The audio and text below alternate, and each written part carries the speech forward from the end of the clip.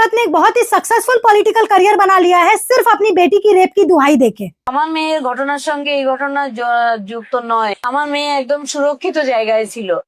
এই মেয়েটা বাড়িতে ছিল না বা কোথায় ছিল আমি ঠিক জানি না। এগুলো তৃণমূলের কি বীজ বৃক্ষ পুঁতেছে।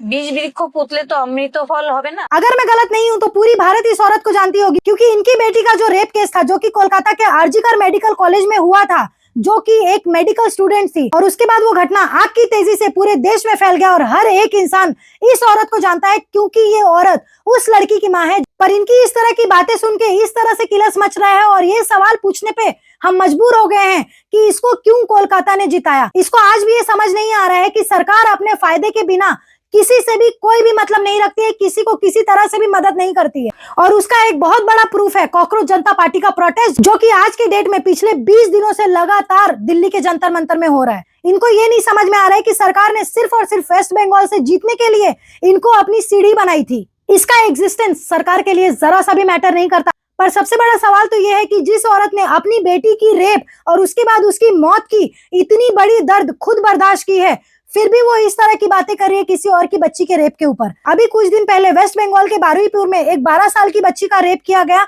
और उसको तालाब में फेंक दिया गया।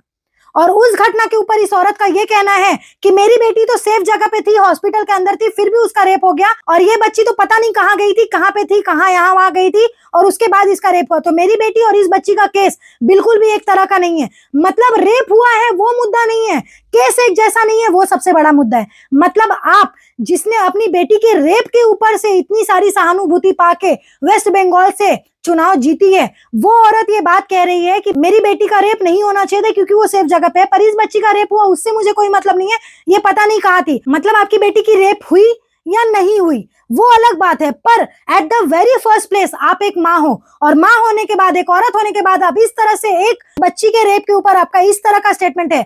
आज तक मैंने आपके एक भी भाषण में कभी ये नहीं सुना कि मेरी बेटी के साथ जो हुआ वो मैं किसी की बेटी के साथ नहीं होने दूंगी, या इस चीज को रोकूंगी, या इस चीज पे मैं इस तरह से काम करूंगी जिससे किसी भी बच्ची या लड़की का रेप ना हो, कोई भी माँ अपने बच्चों को ना खोए।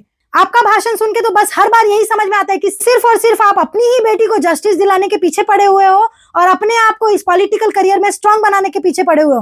बाकी दुनिया में क्या हो रहा है उससे आपको घंटा फर्क नहीं पड़ता। बाकी आप सबकी राय क्या है कमेंट सेक्शन में जरूर बताइएगा। हम मिलते हैं नेक्स्ट वीडियो में, और इसी तरह से हमारी वीडियो को सपोर्ट करते रहिए और फॉलो कीजिए ताकि हम आपको देश विदेश की इस तरह की घटनाओं से जागरूक करा सके। तब तक के लिए धन्यवाद।